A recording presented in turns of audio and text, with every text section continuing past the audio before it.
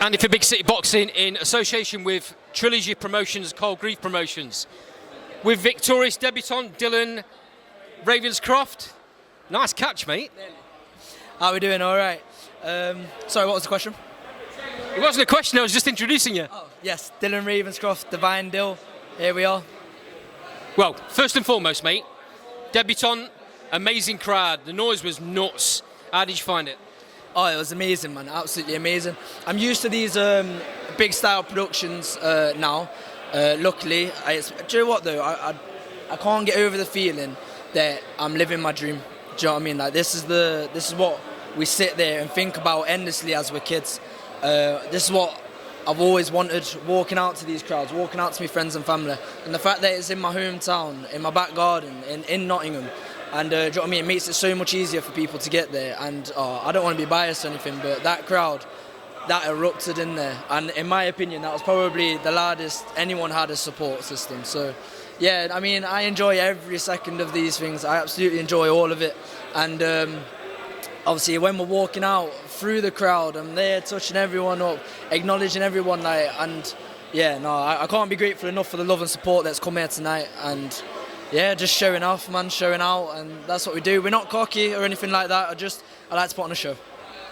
Special night, right? You've done all this before in the kickboxing arena, but it's a completely different thing, boxing. And you're in there against Cole Sampson, who's almost touching 90 fights. I think that was his 87th fight. He showed every little bit of that experience in the ring tonight. Yeah, absolutely. My main thing was not getting frustrated and just staying composed, calm, and controlled throughout. I wanted everything to be on my terms, and I do believe it was for the majority of the fight. Don't get me wrong, the last thing I wanted to be was naive coming into this, thinking that someone's going to stand in the middle with me and wanting to trade.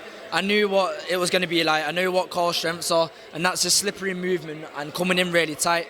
So he was coming in so tight that I couldn't work on the inside, and off the back of that he ended up getting warned a few times and actually getting a point taken. So obviously that just goes to show that he did not want to be in there with me, because we've seen Carl perform greatly against some prospects. Do you know what I mean? Carl is a great fighter, but if he thinks that there's absolutely any chance that he'll get one over you, he will do it. I've watched him do it, and he said to me after he did not want to spend any time trading with me in there, and I appreciate the honesty. And at the end of the day, he's got to provide for his family, and I've got to do the same. So massive respect to Carl. I appreciate him coming here. He don't have to at the end of the day. He don't have to come in someone else's back garden and do what he does, but he did, and it definitely gave me a challenge, and I'm going to learn a lot from it. I said to you in the change room before the fight, you may not have 5-10 fights more with the experience of what he's shown you tonight. The thing is, it's okay having a journeyman come in there and just tuck up and allow you to throw your shots, allow you to look great, but what does that teach you? You've had to learn a bit of ringcraft in there. You've learned that you're not getting frustrated. But then when you did land in round 3, them 2 right hands, you felt it and it went down, right? Yeah, 100%. And I think them right hands, I think they were obviously like more of a signal of what was to come. I think him taking that knee was him having to recover there and then before he went out cold, if I'm being completely honest. I think if he was to catch another one of them with as good timing as the first 2 had, I think he would have been gone.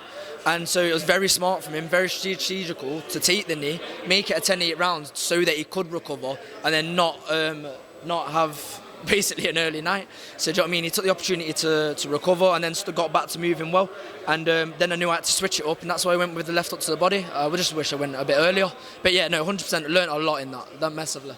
Tells me a lot about your team, a lot about Clifton and One Nation, that they're prepared to put you in there with someone of the experience of Cole Sampson, because like you've said, he's capable of snatching a victory. He's done it 10 times in his career so far.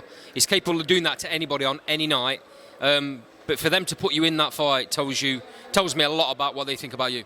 Yes, massively. Listen, I'll always have faith in my team, my gym, my coach, and my manager. These guys, do you know what I mean? They don't have to be doing this. They don't have to be taking me on and working with me so much. So every opportunity I'm getting presented. At the end of the day, I'm new to this. Like, yeah, I might have the background in elite sports in other shapes and areas, and I'm always going to bring my 110%. But if Clifton feels it's the right move or it's the right step, then it's the right step. Do you know what I mean? Like, I'll be honest, like, a part of me was a bit like, oh, is this what we're doing? But then I quickly realised that, yes, this is what I need to be doing. This is what's good for me. This is what's going to get my name out there. And now, do you know what I mean? Just like yourself, Andy, you got people who are impressed with my performance because of who I'm fighting. And at the end of the day, I know journeymen are needed in boxing. I know it's necessary. But at the same time, I don't want to fight as anyone who does not want to at least give me a bit back or at least show me something. I don't want to fight a statue. I don't want to fight a parcel in there. Excuse me, French.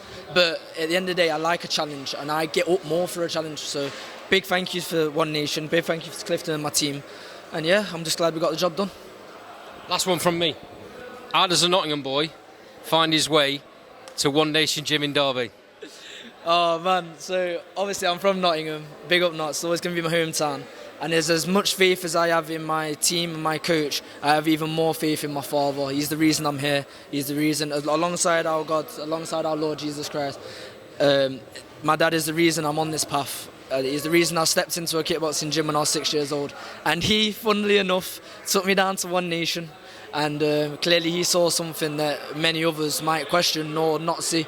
And now look, we're having our first professional fight 3 years in, so we're doing something right. Between my dad, my coaches, and myself, we're doing something right. Well, you're not going to go far on with Clifton Mitchell as your head trainer, are you, mate? You've also got a really good team. It's not just Clifton, but Clifton has always said it how it is. He always keeps. I noticed in between rounds, he was showing you stuff, but also kidding, playing around, keeping you grounded, right? Yeah, always. I mean, at the end of the day, I want nothing more. Yes, Connor. Yeah. How you doing, bro? Oh, sorry. Go on. Champ, man. Yes, come on. Yeah, look, that relationship I have with these guys, it's just real, and that's what I want. I'm a real person. I pride myself on not needing to fake anything, just being myself. And I believe that's what Clifton is, and I believe that's what Mikey is. I believe that's what Frosty is, and Adam and Aiden and everyone else in that team. We're all real people that don't take... I was gonna say it bad, but we're not up for lies. Do you know what I mean? At the end of the day, and yeah, that little like playing about and then little jokes and stuff. That's just how we are. That, like, nothing's too serious. I know what the job is, but there's no point in me sitting in that corner getting all stressed and tense and angry. Do you know what I mean? We're here now. We've done the hard work, and I trust what they're saying. So if Clifton feels that that's the way to get it across, do you know what I mean? We've done. This isn't the first time we've stepped out. It might be the first professional, but we've done it before.